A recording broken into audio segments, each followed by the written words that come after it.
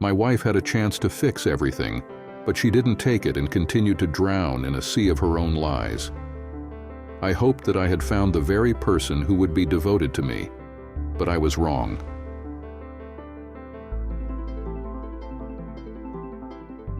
The pen Gwyn gave me when I completed my MBA was far too expensive to use regularly, but when a couple of cheap ballpoints and the office microball pen stopped working, I had no other option. I was surprised by how it felt in my hand, smooth yet firm, perfectly balanced, and the ink flowed effortlessly. One check, who still writes those, to the gardener was all it took, and by the time I finished signing my name, I swore I'd never use another pen again. When I first received the gift, I told Gwyn how beautiful the pen was, and she smiled. But a year later, when she saw me using it and I told her how much I loved it, she beamed with pride. I only wish I had it to sign my divorce papers. I first met Gwyn shortly after graduating from college. We had some mutual friends, and since we were all unwinding from 4 years of late nights filled with either partying or studying, we spent a lot of time hanging out at the lake, someone's house, or finding a bar or club to make the most of our last days of freedom. Many of us had job offers, some were preparing for grad school in the fall, and a few, who didn't have solid plans yet, knew they'd have to figure things out by the end of the summer. 2 of my longtime friends from elementary school, Jeff and Paul, whom we always called Mutt for obvious reasons, were twin brothers. Their parents, being Catholic, had 5 daughters as well, so their family cottage by the lake was bigger than most, which made it our regular spot. One Tuesday, around the middle of summer, Mutt and Jeff picked me up in their old station wagon, a great car because it could fit all the people and gear we needed. We stopped to grab a case of beer and some ice to keep it cold before heading to the lake. Mutt and Jeff were fraternal twins, and you couldn't find 2 brothers more different yet perfectly in sync. Mutt had dark hair, brown eyes, was a bit quiet, but had a sharp wit when he spoke. Jeff, on the other hand, was blond with hazel eyes, talkative, and everyone's friend. Mutt handled the logistics while Jeff was the social one. During the 2-hour drive, Jeff was on the phone the whole time, letting everyone in town know about our plans. Mutt got us there ahead of the others, so we set up the pontoon boat with coolers for food and drinks. Our timing was perfect, because just as we finished, our friends started to arrive. Within 45 minutes, around 18 people were running around loading snacks, beer, waters, sodas, footballs, towels, sunscreen, swimsuits, and anything else onto the boat, with Mutt doing his best to keep us organized. After another chaotic 15 minutes, we finally set off, except for Jim, who was still in the house using the bathroom. He had to dive off the dock and swim to catch up with us as we sailed off for another fun summer day on the lake. Growing up in a small town means you tend to know a lot of people, and those you don't know, you at least recognize from years of shared experiences, whether it's from sports teams, band performances, debate clubs, theater productions, birthday parties, or even just walking around the local mall. On that day, I recognized everyone on the boat, except for 2 women who had come with Jenny Ortega. Besides Jenny, Mutt, and Jeff, my core group included Angie, Leaf, Tony, Brian, and Billy, all of whom I'd known since elementary school. I had met the rest of the group sometime during junior high or high school. None of us were fitness buffs, but we were active enough, so we were all in decent shape and reasonably attractive. One of the new women was tall and slender, with straw-colored blonde hair and strikingly clear pale blue eyes that were almost unsettling. The other was shorter and curvier with thick black hair, a perpetual smile that seemed to suggest she was in on some secret joke, and lively dark brown eyes full of mischief. I was never much of a ladies' man. Sure, I dated a bit in high school and had 3 long-term relationships in college, but there were plenty of Friday nights spent begrudgingly with my buddies. But when I saw Gwyn, I was immediately drawn to her. To my surprise, I didn't feel nervous at all when I walked right up to her, Jenny, and the tall woman next to them. "Hey, Jenny, when are we getting married?" I'd known Jenny since kindergarten, and back in junior high, we'd made a playful pact to marry each other if we couldn't find anyone else. We never actually dated, but that just made us even more at ease around each other. "Give me a few more days. I'm still holding out hope that David Henry hasn't lost my number," she joked. I laughed, but to my surprise, so did Gwyn. I turned to her and held out my hand. "I'm Pete, and you're new to the group." "Nice to meet you, Pete. You're quite the comedian," she replied. "I'm Gwyn, and this is Eliza." I laughed again, and so did she. "A poet?" "Unfortunately, no. I'm a finance major. Honestly, a monkey with a typewriter is more creative than I am. How do you fit into all of this?" Before Gwyn could answer, Jenny chimed in. "Gwyn's my cousin, and Eliza is her college roommate. They're headed to Toronto. Eliza has a job lined up there." "What's your job, Eliza?" I asked, mostly out of courtesy. She'd definitely have plenty of admirers today, but tall and slim isn't really my type. Gwyn's fuller, more curvaceous figure is much more appealing to me. Voice recognition and AI. I studied linguistics, and a startup hired me to develop more accurate voice interfaces for cars, appliances, basically anything that requires user interaction. Wow, I didn't think it was possible, but finance just became even more boring, I said, shrugging slightly. I turned back to Gwyn and added, "And I bet you're some world-famous pianist or a scientist working on curing cancer." Gwyn giggled and replied, "Seriously? Curing cancer? I think I might need a grant to study guys with limited vocabularies. Could save millions of you." As it turned out, Gwyn was a business major looking for opportunities in marketing or sales.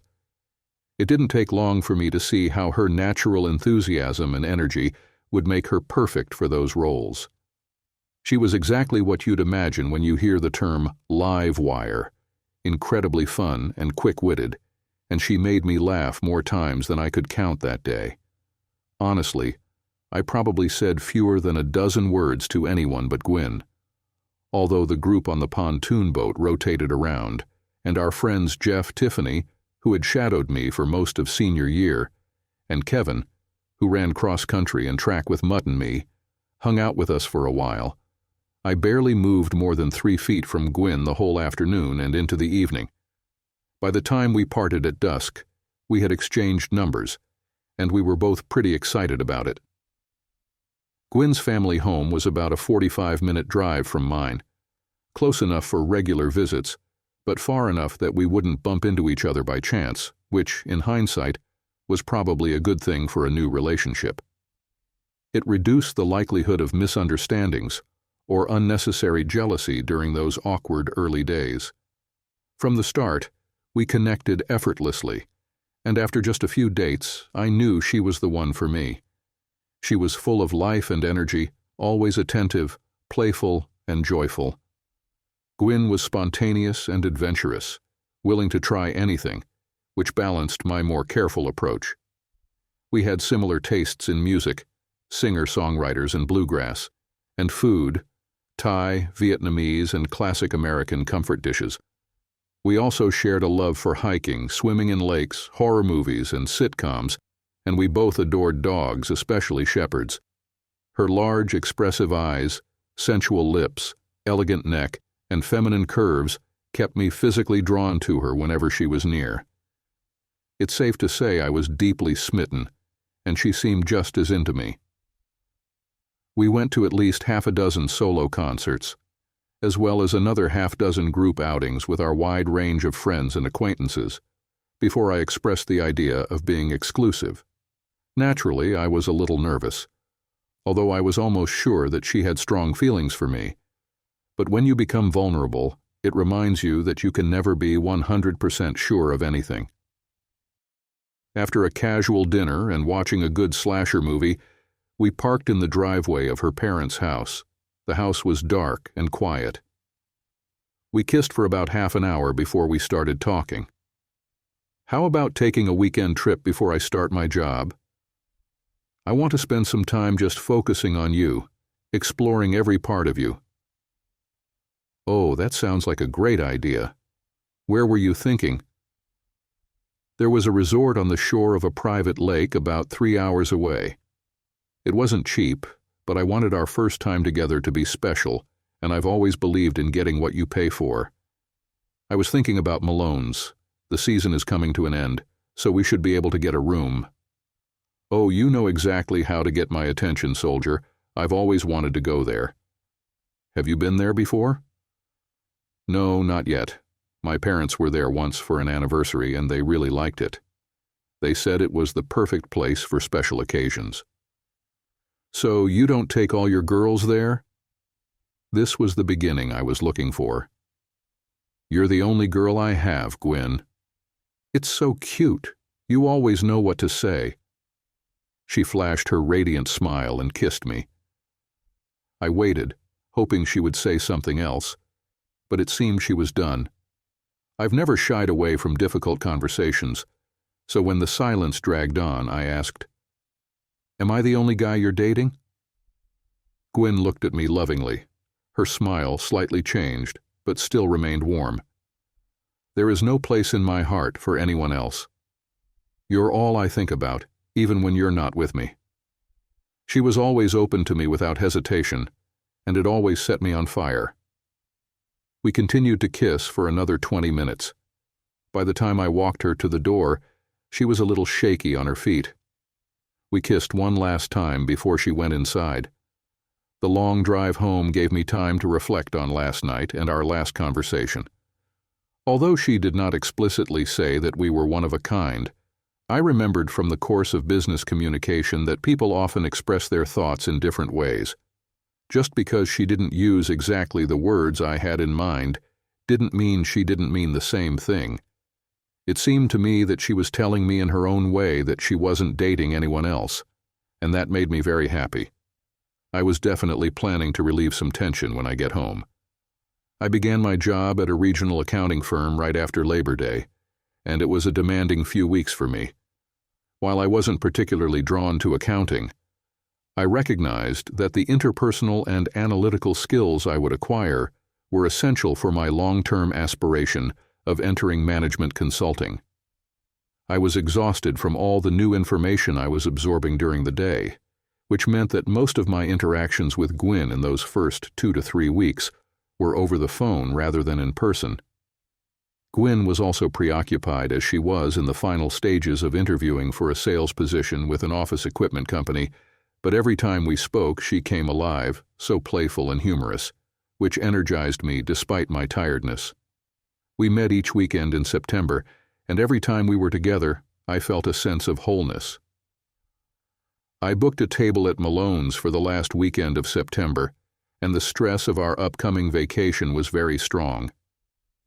We both knew that this would be the moment when our physical relationship would move to a new level, and without being able to relieve the tension, it only intensified. Our phone conversations were full of innuendos and ambiguities. Gwyn's sharp mind always made me laugh. As soon as I picked her up for our special weekend, I could smell her natural scent in the car. We were quieter than usual, as I had to concentrate more on driving. My thoughts kept returning to how we were enjoying each other in our luxurious room. Gwyn was incredibly attractive, and I couldn't wait to see how reality would match my crazy fantasies. I checked us in at the large dark wood reception desk in the lobby and took 2 key cards. Then we took our small bags to our room on the top floor. We were going to change our clothes and go to dinner at a 4-star restaurant, but I have to point out that Gwyn was acting quite spontaneously. As soon as we closed the door behind us, she wrapped me in her arms, kissing me, almost dragging me to the huge bed. We fell on top of her, and it finally happened. It was incredible. During the session she said she loved me, and I reciprocated her feelings. We stayed close, gradually returning to reality. I raised myself on my elbows so as not to put my weight on her, but she wrapped her arms around my neck and pulled me to her. "I don't want to hurt you," I whispered. "You're my perfect man, Mr. Patterson." And I was sincere. Do you think I'm a god?" She laughed. Her breath touched my ear, and a shiver ran through me. She hugged me to emphasize her point. "I love you. It makes me so happy, Gwyn, because I love you too." This led to another session. We took a shower, still planning to have dinner later than we originally planned, although I have already mentioned that Gwyn is quite spontaneous. For dinner, we ordered burgers and fries from the overnight room service menu. We slept huddled together. When I woke up, I found amazing brown eyes looking at me with tenderness. I couldn't help but smile broadly. I opened my soul to Gwyn, and she hugged me. "Good morning, dear," she said. "Good morning," I replied. "What do you want to do today?" She laughed softly and touched me playfully. I suggested, "Maybe we should have breakfast first, and then I'll see how we can cheer you up." "So you don't think you've done enough?" She raised an eyebrow, smiling broadly. "I can never get enough of you." "You always know what to say." She hugged me, kissed me, and then began to release her arms and legs from my embrace. "I need to go to the bathroom." We prepared breakfast and then enjoyed a leisurely stroll along one of the hiking trails that overlooked the lake. The view was truly beautiful, especially with the leaves beginning to change colors, but I found it hard to focus on the scenery when my gaze kept returning to Gwyn. Interestingly, whenever I looked at her, I caught her looking back at me, creating a shared distraction. The rest of the weekend was equally enchanting. We were unable to get enough of each other. We made love again on Saturday night twice more, followed by a slow and tender session before we departed on Sunday afternoon. The drive home was quiet once more, but it was a peaceful silence filled with complete satisfaction. Gwyn landed the sales position, and it was no surprise that she excelled. Within 6 months, she consistently ranked among the top 3 salespeople in the company. My own job was progressing well too. I primarily reviewed financial statements for various companies, but I also handled a significant amount of accounting work for some non-profit organizations and very small businesses that were connected to our principal partners. I wasn't particularly fond of that detailed work. However, I enjoyed visiting clients and learning about their operations, and after a few months I felt confident enough to propose changes not just in accounting, but also in their business models. I received outstanding performance reviews, along with a 6-month raise and a performance bonus for taking on a few extra clients during a busy period and successfully managing them. Gwyn and I grew closer and closer, spending as much time together as possible. We couldn't get enough of each other. As a testament to our growing relationship, we arranged for our families to plan their Christmas meals so we could both be present at each other's family celebrations. My parents were fond of Gwyn, and her parents seemed pleased with me too. We mentioned, in a general way, the idea of moving in together after the new year, and neither family had any serious objections, so we decided to go for it. Cohabitating was a transition, and it was the first challenge we had to tackle together. Making simple decisions about everyday tasks, such as organizing the kitchen and linen closets, establishing a cleaning schedule for the living room, and figuring out the best way to clean the bathroom revealed some unexpected differences between us. Frustrations over these minor issues arose frequently in the initial months, but we were dedicated to one another and managed to resolve each small conflict with kindness most of the time. Our personalities continued to complement each other, and our love helped ease any hurt feelings, especially when we made an effort to apologize for thoughtless remarks or passive-aggressive behavior. All of our friends were experiencing similar challenges, which was quite helpful. Observing their struggles, free from the emotions that clouded our own experiences, allowed us to gain new perspectives that made resolving some of our conflicts easier. Angie was living with her fiancé. Leif and Billy were cohabiting. They claimed it was purely platonic, but we weren't entirely convinced. Tony and Brian shared a 2-bedroom cottage in the countryside. while Mutt and Jeff enjoyed the bachelor life in an apartment away from their family homes. We still spent a lot of time with all of them. Angie's partner, Tom, was a nice guy, but he had joined our group relatively late, making it difficult for him to find his place among us. Jenny and Mutt had a sporadic relationship, so we saw them frequently. It was hard to gauge how serious they were about one another, but like us, they seemed well suited. I would inquire about Mutt's feelings, while Gwyn would ask Jenny, but neither of them was very open about their relationship. I wasn't sure how much passion existed between them, but they were affectionate and appeared quite comfortable with each other. Meanwhile, Tony, Brian, and Jeff were still playing the field, with Jeff enjoying the most success. He was a decent-looking guy who could walk into any venue and within 5 minutes be chatting with a table full of attractive women. He had a knack for conversation and usually left with someone. It didn't seem to matter what their relationship status was, single, engaged, married, or divorced. Jeff was open to all. He always claimed to ask and never pressure, and I believed him. He attracted plenty of women just by being himself. Tony had a few more principles, as he was seeking a committed relationship. Brian was good-looking and had more successes than failures, but he tended to be a bit promiscuous, never staying with the same woman for more than a night. He also enjoyed sharing stories about his conquests, often in far too much detail for my comfort.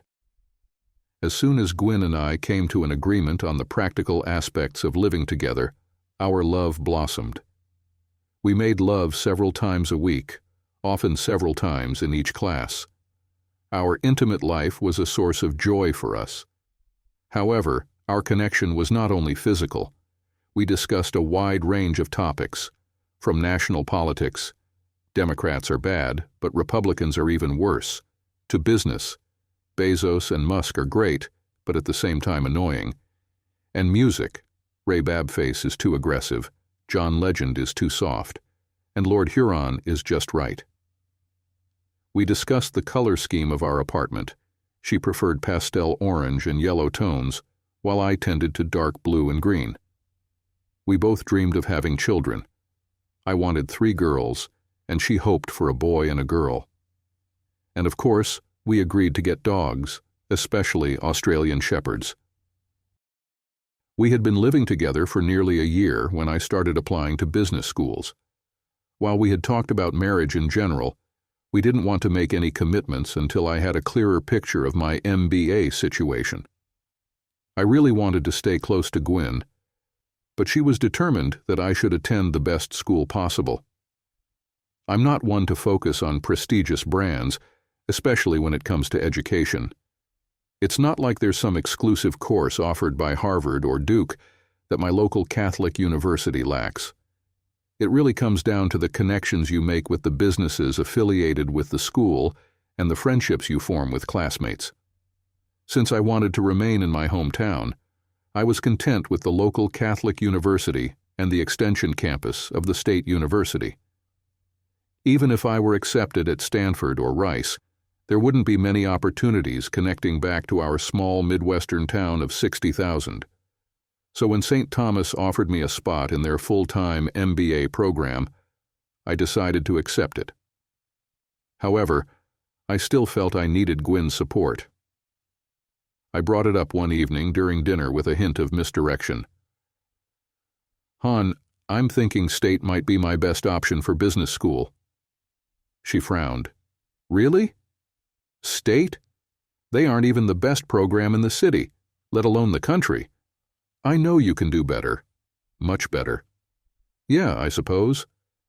But business school isn't going to be cheap. They don't offer many scholarships, and I think I could finish at the top of my class at state, which could help with job prospects." She laughed lightly but with affection. "You're going to graduate at the top no matter where you go. I see how smart you are and how hard you work." Her smile faded as she looked me in the eye. "Please don't let me be the reason you settle for less than your potential." What can I say? Gwyn understands me very well, but you mean more to me than a degree. I don't want to be apart from you." She melted and smiled, just like she always did when I expressed my love for her, which I did every day. "You're such a sweet man. I love you so much, Pete. But I'm not going anywhere. No matter where you go, there are planes, trains, and buses to bring us back together." That seems like an expensive way to address a problem we don't need to have. "What's the best program in this area?" I asked. "Probably St. Thomas. I heard they moved up in the national rankings last year and they were already in the top 10 in the Midwest. Maybe I should apply there. It's a respected school, and we could still wake up together every morning."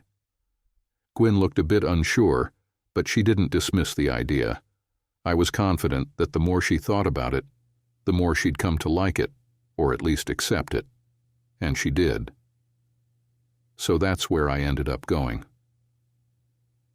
Gwyn had always exuded confidence, but the fact that I had given up some academic prestige for her seemed to strengthen our relationship. We had always enjoyed a mutual connection, but if I had to be honest, I probably invested a bit more into it than she did. She wasn't neglectful or unfocused when we were together, but she did tend to make plans with friends that didn't include me or go out for drinks with colleagues. However, after I enrolled in St. Thomas's MBA program, she appeared to come home more often instead of socializing with coworkers after work. She also seemed more inclined to set her phone aside when she was with me, and was a little more engaged during our time together. I felt like the luckiest man alive. Business school went smoothly, just as Gwyn had predicted. I chose to attend full-time because I firmly believe in the benefits of focusing on one task rather than juggling multiple responsibilities, like working while studying. Not everyone has the option, but since I could afford to take 21 months off to concentrate on school, I did. I was among the top group in my class along with 3 others, and I was receiving a lot of attention from both professors and classmates, which was promising for job prospects after graduation. Although I had an undergraduate degree in finance, I decided to concentrate on finance for my MBA as well. I simply enjoyed the quantitative aspects, and consulting firms appreciated candidates who could create models and projections. I proposed to Gwyn at the start of my second year in business school. We were on one of our favorite hikes, and the day couldn't have been more perfect. It was a crisp fall day, with the leaves halfway through their transition, yellow and red blending beautifully with the remaining green. The sun was shining, but the sky was dotted with fluffy clouds. The air was cool enough to make the hike comfortable, yet warm enough that we could sit in the sun wearing t-shirts without feeling cold. To me, it felt like a reflection of our journey together, past, present, and future. Flawless. Gwyn was sitting on a rock at our favorite viewpoint, and I knelt down, pretending to fix my bootlace. She was sipping from her water bottle, gazing out over the forest that spread across the hills. "Gwyn, my love." She took another sip and glanced at me. Will you marry me?" I asked, holding out the ring I'd bought weeks earlier. For a moment she looked shocked, then tears filled her eyes as she broke into the most radiant smile. She lunged at me, wrapping her arms around my neck, and we tumbled onto the ground, face to face. She kissed me again and again, until her lips stayed pressed to mine in a firm embrace. "I love you so much, Pete," she whispered, tears streaming down her face. "I'd love nothing more than to spend my life with you." I smiled as tears welled up in my own eyes. "I'm the luckiest man alive. I love you more than words can express." That perfect day, in our favorite spot, we made love. Gwyn has always been spontaneous, and our emotions were soaring. Our wedding was scheduled for the following summer, in late June, just after my graduation in mid-May. My parents threw me a graduation party, but we kept it low-key since we didn't want to ask our friends and family for 2 sets of gifts. My parents gave me a beautiful leather set, including a handcrafted briefcase, portfolio, and business card holder. Gwyn, of course, found the perfect pen for me, though it took me a few months to fully appreciate it. Her card was simple, yet meaningful. I hope this pen writes our future. Love always, Gwyn. The wedding was like most weddings, but because it was ours, it felt unique and unforgettable. The only glitch was that the flowers arrived late. Surrounded by most of our friends and nearly all our family, we walked in, exchanged heartfelt vows and rings, and posed for pictures. We enjoyed a dinner with options of beef, chicken, or vegetarian dishes, and danced away the stress of wedding planning. Some of our friends had a bit too much to drink. We did the traditional garter and bouquet tosses, cut the cake, and finally headed to our hotel, where I carried Gwyn over the threshold. We showered together, made love gently, just once, before falling asleep. The next morning, we had a late brunch with our close family, and then set off for our honeymoon, 9 wonderful days in Vancouver and Banff. It was a fantastic trip, and not even the usual travel inconveniences could dampen our joy as we celebrated our love. Gwyn was everything I had ever hoped for in a partner, and she made it clear, both in words and actions, that she felt the same about me. In short, we were perfectly happy together. When we returned home as devoted and loving newlyweds, we were eager to embrace our marriage, careers, and everything that lay ahead of us. Gwyn had transitioned into a sales role at an IT company, which provided hardware and partnered with software providers to deliver tailored solutions for local and regional businesses. The learning curve was steep, but she quickly got the hang of it, making only a few minor mistakes along the way. Her boss was already hinting at the possibility of a sales manager position for her in a couple of years. Meanwhile, I had joined a boutique consulting firm that focused on product expansion for consumer goods companies, with a significant side business in valuations for mergers and acquisitions. I was placed in the latter area, viewing it as an opportunity to grow and, if all went well, become a key part of the firm's growth. In short, we were quite satisfied with our careers. Since we'd been living together for 3 years before getting married, we didn't really go through the nesting phase that many newlyweds do. We had a busy social life with our friends, house parties, dinners at restaurants, trivia nights at bars, overnight concerts in the city, and playing in recreational softball and soccer leagues. We did what everyone else did. However, our friend group gradually began to divide along familiar lines, singles and couples. Jenny and Mutt had a relationship that remained a bit mysterious to the rest of us, so they straddled the line between the couples, Gwyn and me, Angie and her husband Tom, who had gotten married a few months before us, and Tony and his fiancée Deb, and the singles, Jeff, Brian, and Brian's new roommate Noah. The single guys were all about going out, and while we were still up for a pub crawl, we usually hit our limit an hour or two before they were ready to call it a night, which often led to some playful teasing between us. Heading out already? I see it's past 5. No more senior discounts tonight. Good luck, guys.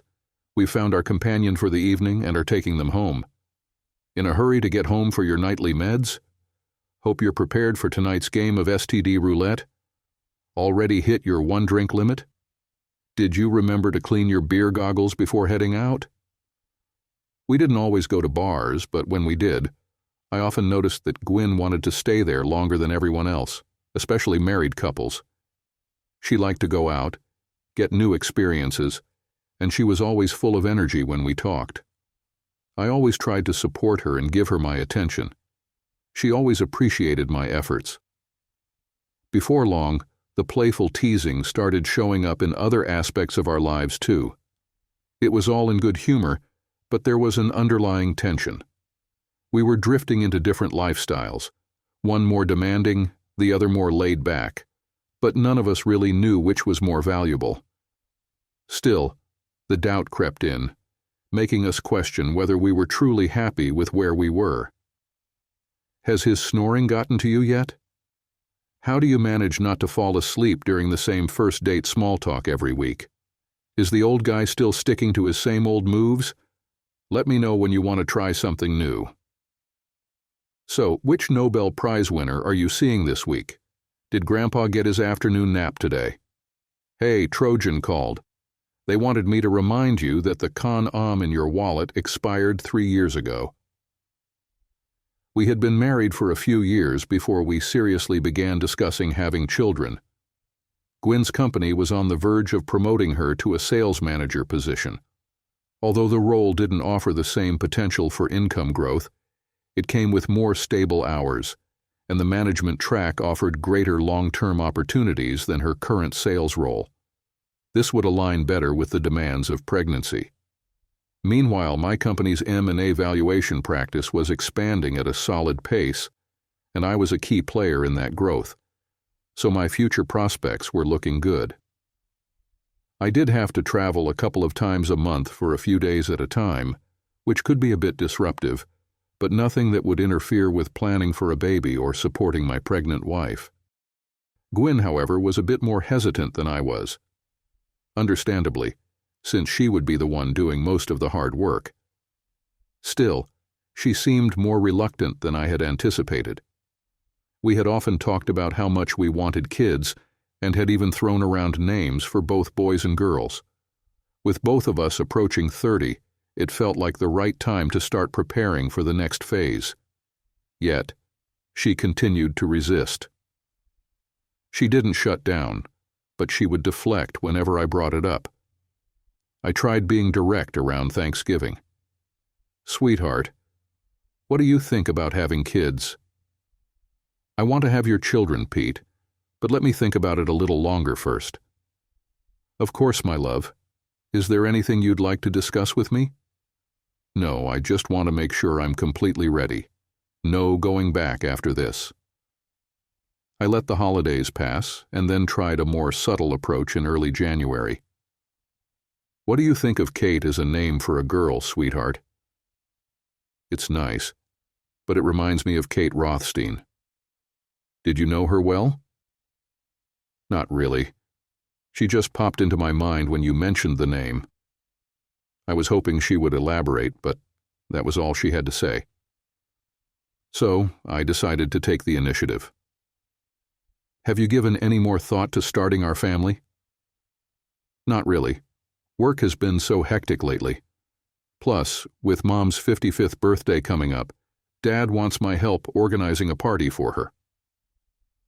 About a month later, I tried again. Hey, do you remember Will from work? We attended his wedding last summer. Of course. What's new with him? He mentioned today that he and Heather are expecting a baby. She's a couple of months along now. He said she can't get enough peanut butter or melon. That's wonderful news for them. I hope her pregnancy goes smoothly. Just let me know when you need me to stock up on peanut butter. Sure. And that was the end of it. She didn't get angry or tell me to drop the subject. She simply didn't engage with me on it. I didn't feel resentful. It just struck me as a bit strange considering our previous discussions. Our interactions continued as usual. We enjoyed our time together, made love as often as before, went to work, and participated in all the activities we liked. The only thing we didn't discuss was having children. Summer arrived, as it always does, right on schedule. We began visiting the lake with either her family or mine whenever we had a free weekend, made plans for a vacation to the Upper Peninsula in August, and continued our usual activities. Life was enjoyable, but I felt a bit restless. The topic of kids was starting to weigh on my mind. I'm a planner, and while I tend to be patient, my patience isn't limitless. This was also the first time I sensed even a slight disconnect from Gwyn, and it seemed like the distance was increasing every time children were mentioned, even if it wasn't in reference to us. Our parents were dropping hints about wanting more grandchildren, and sometimes our friends joined in the teasing, while Gwyn remained unperturbed by it all. For Independence Day, Mutt and Jeff invited us to their family's large lake cottage where Gwyn and I had first met, and it looked like everyone would be able to join. We confirmed our attendance, knowing Jenny would be there, and Angie and Tom said they'd come too. Brian and Noah were also bringing dates. Only Tony and Deb, who are now married, had other plans for the holiday with her family in Ohio. We arranged our contributions and eagerly anticipated a few days of relaxation with good friends. We decided to drive up on Wednesday and return on Monday night. The first complication arose when my firm secured a lucrative new client, a company based in the Twin Cities that was interested in acquiring a custom furniture shop in rural Vermont and needed a quick valuation. They intended to be proactive in their acquisition strategy and were willing to pay a premium for a swift response, so we eagerly seized the opportunity. This year, the 4th of July fell on a Sunday, making Monday a holiday, but the client still requested my presence on site that Monday, which meant I had to arrive in Vermont on Sunday night. Since there was no airport close to this town near Quebec, I needed to fly into Portland, Maine, and drive from there. Unfortunately, I couldn't arrive early enough on Sunday to make the drive, so I had to fly out on Saturday, which required an early departure from the lake. I informed Gwyn, who was disappointed but understanding. When we had dinner with the other couples the following night, Gwyn mentioned that we'd need to leave early due to my work obligation. "That's unfortunate," Angie said. "But why do you have to leave early?" "Someone has to keep an eye on Pete," Gwyn joked. "Being from the Midwest, we always aim to avoid being a burden. Plus, we can't drive both cars up there." "That's unnecessary, Gwyn. Pete can take your car, and you can ride back with Tom and me." Gwyn looked to me, pleased to leave the decision in my hands. I was grateful for Angie's suggestion, as I felt a bit guilty that Gwyn would miss so much of the weekend because of my job. If it's not a problem, and if Gwyn is okay with it, I think that's a wonderful idea. "Thanks," Gwyn smiled, likely expressing her gratitude to both Angie and me. We arrived on Wednesday without any issues and settled into our cozy room with the full-sized bed. Mutt and Jenny were there to welcome us, and Jeff arrived shortly after. Brian and Noah showed up together, bringing Tanya and Roberta along. Although we hadn't met them before, we greeted them warmly. Angie and Tom were expected after dinner, and they got there just as we were tidying up. The night was lively, with plenty of beer flowing and lots of friendly teasing, as is typical among old friends. We had a fun time interviewing Roberta, who took it in stride, while Tanya was a bit more sensitive. At one point she stepped away, prompting Brian to follow her to offer some comfort. That slowed things down a bit, but overall, we had a great night. We were exhausted from the drive and the beers, and the bed felt unfamiliar.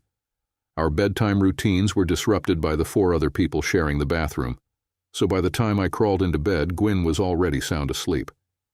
As usual, I woke up before Gwyn the next morning, and when I headed downstairs for coffee, I spotted Mutt and Jenny loading up their car. "What's going on, guys?" Mutt shook his head. "Jenny got called in. Too many nurses are out this weekend." "What a drag. Don't they prepare for this sort of thing?" Jenny chuckled. "They claim they do, but it happens every holiday. I knew I was on call, but I was hoping to escape it this time." "Sorry, Jen. Are you coming back, Mutt?" He shook his head. "Jenny will be working overtime, so she'll need some care. Plus, who wants to spend the holiday alone?" "You're a good guy, Mutt, but I'll deny saying that if you repeat it." We all laughed, and then said our goodbyes. Despite being down a couple of people, we had a fantastic day at the lake. Without Mutt's guidance, it took us twice as long to get the pontoon boat ready, but once we were out on the water, it felt just like old times. We knew each other so well that the conversation flowed effortlessly, and with Tanya and Roberta joining us, there was enough freshness to keep things engaging. Gwyn, who loved meeting new people, spent a lot of time getting to know the 2 newcomers. We arrived at the dock just before sunset and fired up the grill once more. Everyone was feeling pretty good, and we kept the beers coming while Jeff and I prepared the burgers and hot dogs. Cleanup was a breeze since we used paper plates, allowing us to return to the fire pit for more drinks. With Roberta and Tanya feeling more at ease, the conversation turned a bit raunchier and much wittier. Angie, Tom, Gwyn, and I found ourselves defending the dignity of the married couples, and I felt we held our ground against the larger group of singles. However, we definitely took a few good jabs. When I noticed Gwyn yawn, I took her hand and led her upstairs to get ready for bed.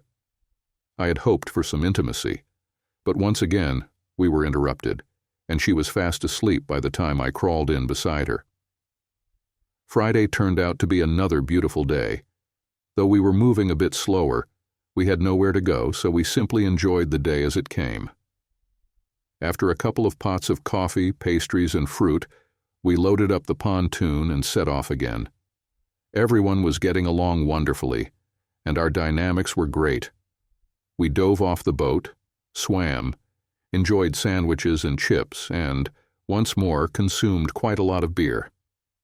I thought we might need to make a beer run when we returned to shore, but without Mutt to keep us in line, we strolled back, and it was dark by the time we bumped against the dock. The unloading process was going smoothly until Tom and I attempted to lift the large cooler off the boat. If we had been sober, we would have emptied the melted ice before unloading, but since we weren't, we didn't.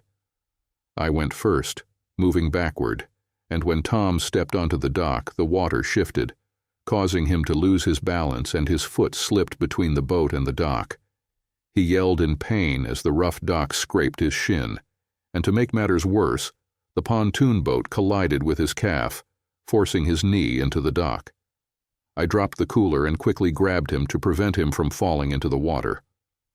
Although I managed to hold him, his leg remained wedged between the boat and the dock, and despite our foggy minds, he took a few more hits to his leg before we managed to free him. Most of the others rushed over to see what had happened. With Tom limping and Jeff and me supporting him, we helped him into the house. His shin was scraped from knee to ankle, and while there was a lot of blood, it wasn't pouring out. He kept groaning, but after a few minutes he started to regain his composure. None of us was fit to drive, and feeling embarrassed, he told everyone he would wrap it in a towel and go to bed, planning to check it in the morning. Angie was understandably worried, but she agreed that he wasn't in danger of bleeding to death, and it would be wise to reassess the situation in the morning light. Angie assisted him to their bed and stayed with him for a while to ensure everything was okay. The rest of us took our time unloading the boat, carefully, which made it a lengthy process, before deciding to order pizza for delivery. I noticed that the beer supply was dwindling, so Jeff grabbed the blender and started whipping up margaritas. Since I had to get up early to head back to town and then to the airport, I opted out of the drinks. My liver was still processing the beer I had. With Tom on everyone's mind and the commotion of the pizza arrival, my decision to skip the margaritas went unnoticed during the first round. Angie came outside to grab a slice for Tom and one for herself, mentioning that he seemed to be doing better now that he was lying down with his leg wrapped up. A collective sigh of relief followed, and with some food in our stomachs and our concern for Tom eased, the conversation resumed. "Who wants another margarita?" Jeff asked. "Pete?" "No, I'm fine." "Come on, Gramps, join us for a drink," Brian shouted, and several others chimed in. "I've got an early morning tomorrow. I'll catch up with you next time." "Come on, Gwynny, you need to find yourself a new guy, one who knows how to enjoy life," Jeff remarked. "Do you need another drink?" Gwynny? That was a first for me. I'd never heard anyone call her that before. She once mentioned that she hated it when I was fishing for nicknames. I expected her to correct him. "I could use another," she said, emptying her glass and shaking it. Jeff quickly moved to refill it. Well then, Jeff mixed up new drinks for everyone except me as we finished off the pizzas, and the banter began again. It was just Gwyn and me on one side, and a bunch of inebriated singles on the other. For the first time in our relationship, Gwyn didn't come to my aid. Sensing weakness, the others jumped in without holding back. While Gwyn didn't join the attack, she also didn't defend me. I wasn't naive. Engaging in a losing battle isn't smart, so I quickly stopped talking. But with everyone else feeling good, they continued to pile on. You can't argue with the truth, right, Pete? Are you sure you don't want another drink, Pete? We could make it a virgin. Then you'd almost fit in with the real men here. Cat got your tongue, Pete? Get used to it, Gwynny. He'll have a dozen cats before you get home on Monday. He's turning into an old cat lady right before our eyes. At that, Gwyn laughed. Nothing had ever unsettled me as much as that brief, sharp laugh. I remained completely still, but they were beyond picking up on any social cues. I began to withdraw into myself, losing interest in the situation. I really didn't like where this was heading and started to focus on Gwyn. Normally, she would make eye contact with me when we were together, but tonight her gaze was unfocused. She would glance at me out of habit, but she was just as likely to look at Tanya, Jeff, Brian, Roberta, or even Noah. I also noticed that Jeff was paying more attention to Gwyn, trying to impress her. He probably wasn't aware of it, but his instincts told him that Gwyn wasn't as attached to me as usual, prompting him to engage with her more. Everything felt very unsettling, and I really disliked the thought of Gwyn staying here without me. I got up, yawning and stretching, positioning myself directly in front of Gwyn while extending my hand. She was drunk and looked at me with confusion. I have an early morning, so it's time for bed. Pete needs his beauty sleep, Noah shouted. Come on, old man, Brian added. Just because you can't keep up doesn't mean you should drag Gwyn down with you. Yeah, Gwynny, tell the old guy you'll catch up with him later. I'll be gone for several days, Gwyn. I'd like to have some time alone with you. She pouted at our friends, but took my hand and stood up.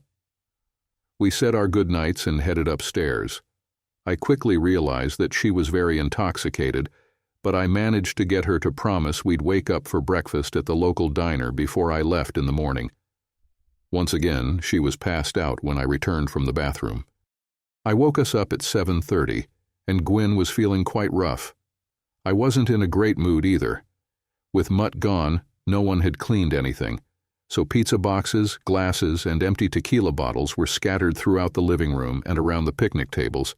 It resembled the aftermath of a fraternity party. Our breakfast was unnervingly quiet. I had a sinking feeling about how the rest of the weekend would unfold. I'd like you to come home with me this morning, Gwyn. Really? Why's that? How could I express my doubts about her without making her feel defensive or hurt? I think Angie and Tom are too busy to give you a ride back to town. And after the way those guys were drinking last night, I doubt they'll be in any condition to drive after another night of it. I laughed to soften my judgmental tone. They're just unwinding. I'm sure Tom will be okay after a good night's sleep. If he's not, I can always catch a ride with one of the others. Brian's car is already full. Jeff has space. He came alone. All right, Gwynny. You know I don't like being called that. Seriously? I do. But why doesn't Jeff? She paused for a moment. So that's what's bothering you. You're feeling jealous. That's not the main issue. I just think the weekend isn't going as we expected, and it might be better for you to leave gracefully. Why don't you mind when he calls you Gwynny? He's always called me that, and I don't want to get into it with him. You know how he is. He won't let it drop. Have I ever given you a reason to feel jealous? I hadn't heard him call her that. It's not an issue. I'm not jealous. Yes, I am. Then why don't you want me to stay? Time to decide.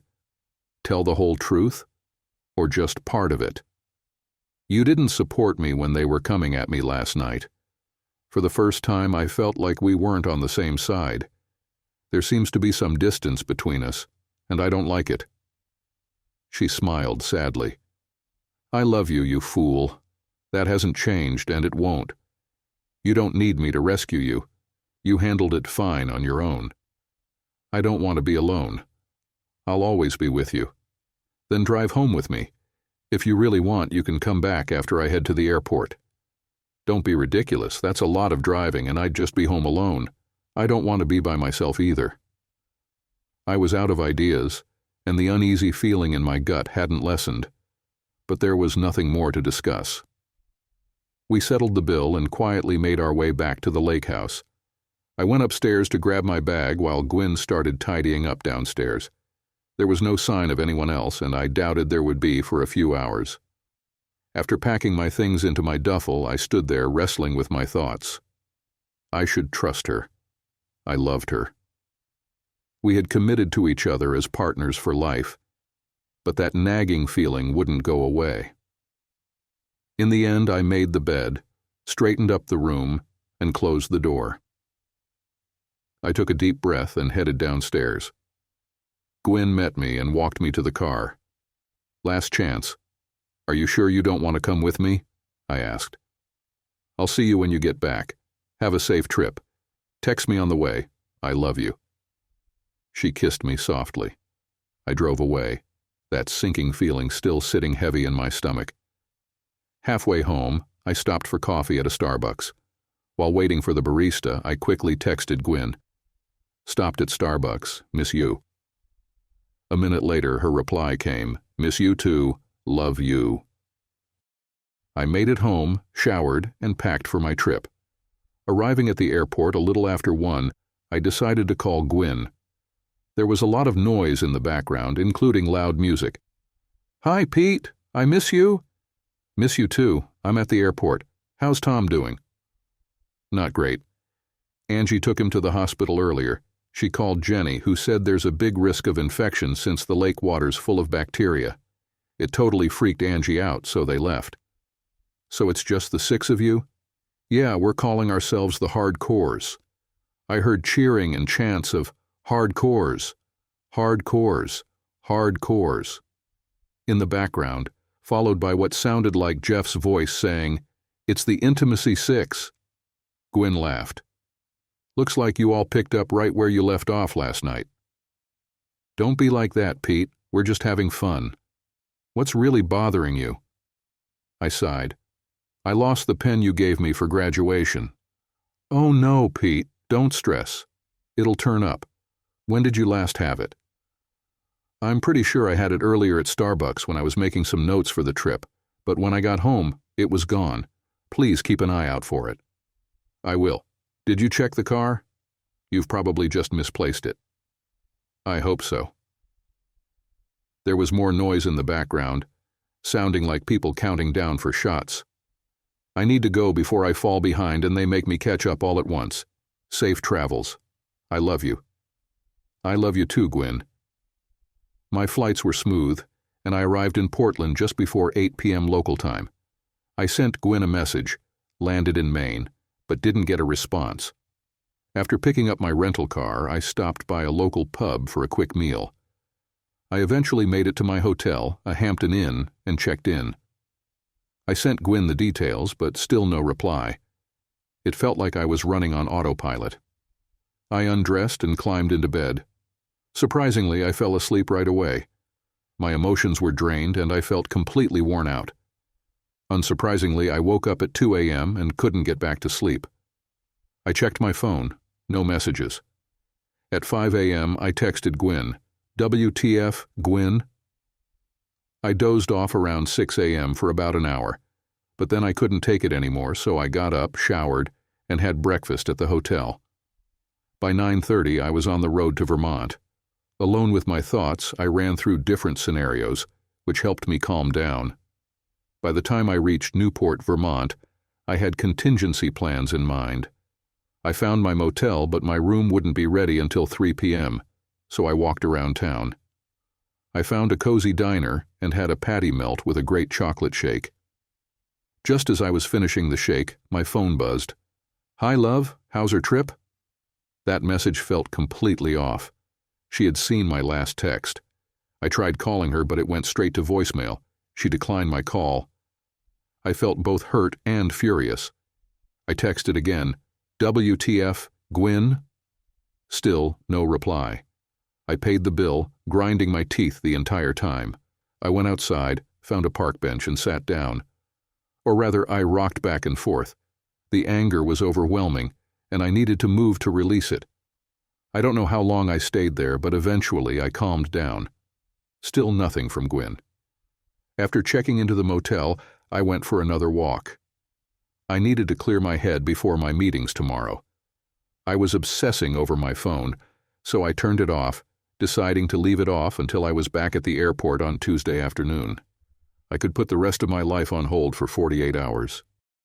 Turning off my phone did wonders for my concentration. I slept fairly well on Sunday night. The fireworks at the baseball field lasted about 20 minutes, and there weren't many stray blasts. I even arrived a few minutes early for my Monday morning meetings with the 6-person furniture company. By mid-afternoon, I had almost everything I needed, but it was too late to make it to Portland for my flight that evening. So I started working on the model and projections from the motel. I made great progress and was nearly finished by the time I left late the next morning. I emailed my manager with an update and hit the road. The drive was smooth, and I returned the rental car with plenty of time before my flight. Once I was seated, I took a deep breath and turned on my phone. It took a few minutes to sync, and then I saw a bunch of texts from Gwyn, but no missed calls. The texts began on Monday morning. Interesting. I had a feeling I knew what was going on. The messages started off apologetic. Sorry for not being more responsive. My phone died. I couldn't find a charger.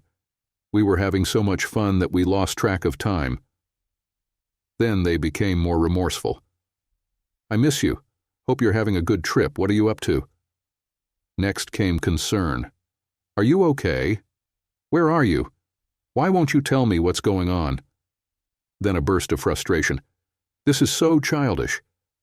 Finally, more apologies. I'm sorry, I'm just really worried.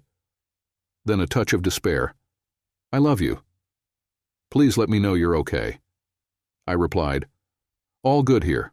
Forgot my charger too. Finally borrowed one. Gwyn responded immediately. So happy to hear from you. I love you. Had some issues with work. Back tomorrow night. Same time. She sent a sad face emoji. I miss you. Sorry, I need to get back to work.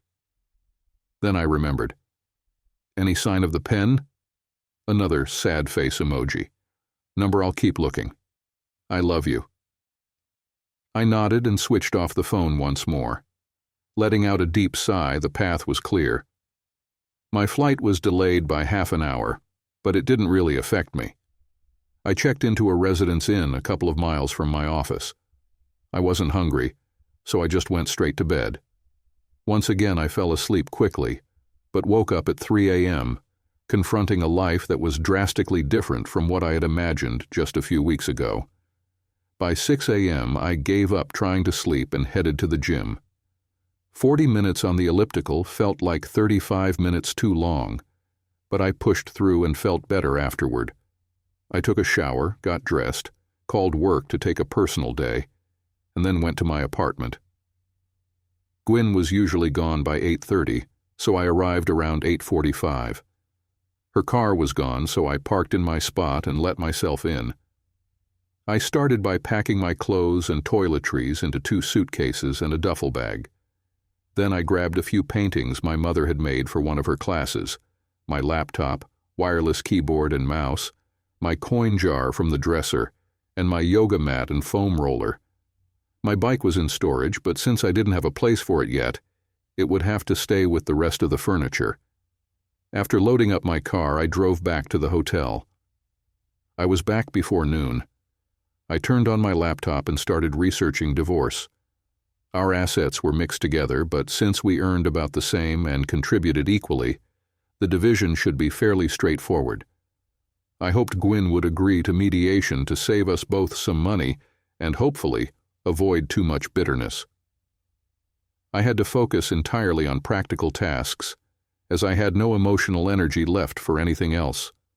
The hurt and anger I felt were overwhelming, and I had to keep them tightly controlled, or they would destroy everything around me, and likely myself too. Gwyn typically got home between 5:30 and 6, and since I wasn't supposed to be back until around 8, I didn't expect to see her before then. I thought about confronting her, but with all the pain and anger, I knew I wouldn't be able to keep myself together if I had to deal with Gwyn in person. I'm not quite sure how I made it to 6 o'clock. I must have zoned out, sitting at my desk and staring at my laptop. But once I snapped back to reality and realized it was time, I felt a sense of focus settle over me. My preparation had helped me ground myself for what was about to be the most difficult conversation I ever hoped to have. I dialed her number. "Pete?" She sounded surprised to hear from me. "Did you come in early?" "Number I came in yesterday." "Yesterday? But you said—" "I lied, just like you did." "What? What do you mean I lied? I didn't lie." Her voice was empty. She knew I knew something. "Stop lying, Gwyn. I know everything." "What do you know, Pete? You're scaring me. What's happening?" Her tone was unconvincing. "Please, show me some respect, Gwyn. I know." She started to cry softly. "Know what, honey? I don't know what you're talking about. You didn't sleep alone on Saturday or Sunday night. I know everything." Her sobbing grew louder. "I'm sorry. I'm so sorry. I don't know what came over me. We were drinking, then we played spin the bottle, and then truth or dare. I don't care, Gwyn. I lied again. I cared deeply. I had hoped I was wrong, but her admission crushed me." "How? How do you know? How do you think I know? Did Brian say something? That would be just like him. Jeff said he wouldn't tell anyone." Another stab to my heart. I've lost my wife, a close friend, and likely his brother as well. The pain was overwhelming, almost lifting me away on the waves of betrayal. But I stayed focused on the conversation and the words I needed to say. "It doesn't matter. I'm hoping we can resolve this through mediation. There's no need to make it harder than it has to be." "What? Mediation? What are you talking about?" "I can't stay married to someone I can't trust with my heart, Gwyn." "No," she cried. "No, you can't mean that. I love you so much, Pete. I need you." "Your actions speak differently." "No, please, please come back home. We can talk this through. We can go to counseling. I know you want kids. We can start our family. Please, Pete. Just come home. I went by today to get some of my things. We'll need to split our assets, but it should be simple enough. We'll have to divide furniture, TVs, and stuff. I don't care much about any of it, so you can choose first." Gwyn was now crying uncontrollably. "Please, no. Please, Pete. Please come back. I made a huge mistake, but we can fix this. I love you." If it had just been Saturday night, I might have tried to save us. But Sunday night too? No, that was intentional. I can't forgive that, Gwyn. I won't. "Pete, please. Please don't leave me. I love you. You're the only one I love. Please, please, please." "I'm hanging up now, Gwyn. I'll be in touch." "No!" The divorce wasn't exactly friendly, but it wasn't overly hostile either. It was mostly just filled with sadness, with occasional bursts of anger. Gwyn's regret was only matched by my determination. She wanted to meet with me to explain what had happened, but I refused. I didn't trust myself to be around her. I'd either forgive her or lash out, maybe both. And I thought I already knew what had happened. She was so impulsive, and for her the connection between physical intimacy and emotional intimacy was much weaker than it was for me. Add in a lot of alcohol, a few days without intimacy, the stress of a major life change like becoming a parent and someone as smooth as Jeff, and a weekend fling that meant almost nothing to her ended up completely destroying me. But I didn't want to hear her version, and I snapped at her a couple of times when she started to explain. Gwyn really pushed for counseling, and the mediator thought it was worth considering. I was strongly against it, but when my refusal threatened to derail everything, I gave in. We had 6 sessions, 4 together and 1 solo session each. I did learn that she and Jeff had been dating when we first met. The day we met, her cousin Jenny had brought her along at Jeff's request. She wasn't serious about him, but they casually dated for a couple of months while she and I were seeing each other. Gwyn denied having any other partners from the time we got together, and she was eager to tell me what happened over that 4th of July weekend. I figured she just wanted to clear her conscience, but I didn't want any more images in my head, so I refused to listen. She could confess in her solo session. As I had anticipated, the counseling sessions led to no progress. Gwyn was overwhelmed with guilt and sought some form of redemption. My trust in her was completely and irreparably broken, and I couldn't imagine a future with her as my partner. With counseling behind us, Gwyn began to realize that divorce was imminent, which deeply unsettled her. Our final session was filled with alternating tears and anger, with Gwyn pleading for a chance to fix her mistake. The counselor eventually had to intervene to calm things down. After the sessions ended, I received numerous calls from her where she would break down in tears, begging me to take her back. Hearing how lost she sounded was painful for me.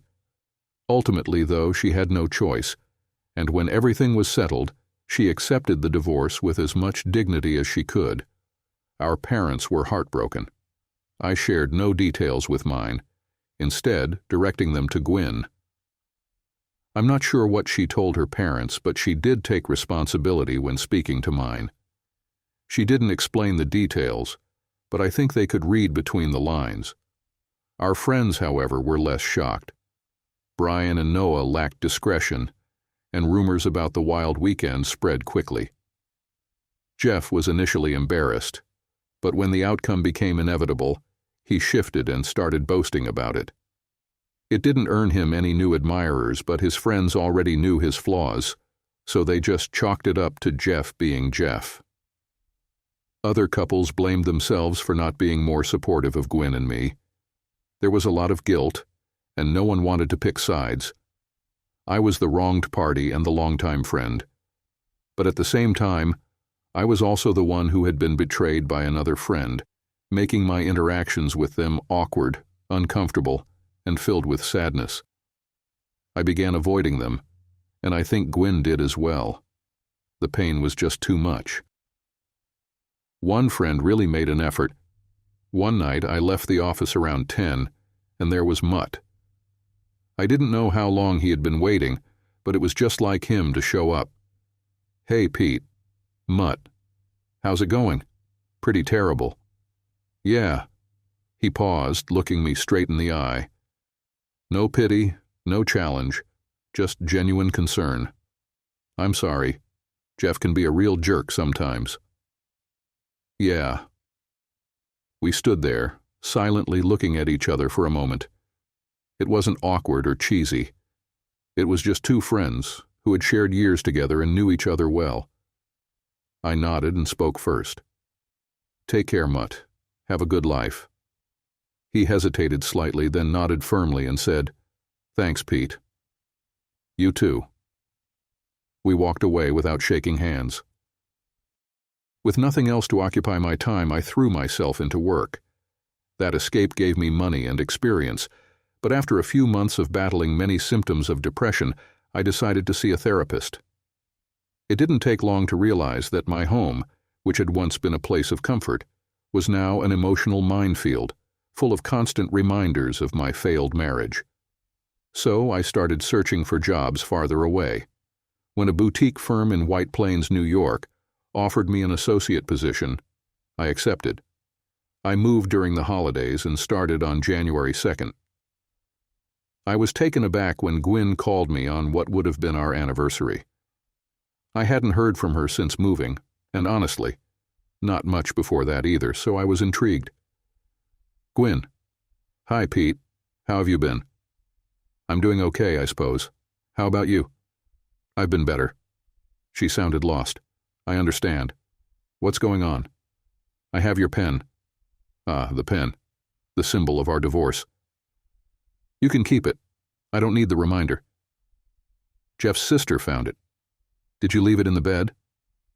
I did. Why? I was afraid. Afraid? Afraid of what ultimately happened. I saw it coming, though I hoped I was wrong.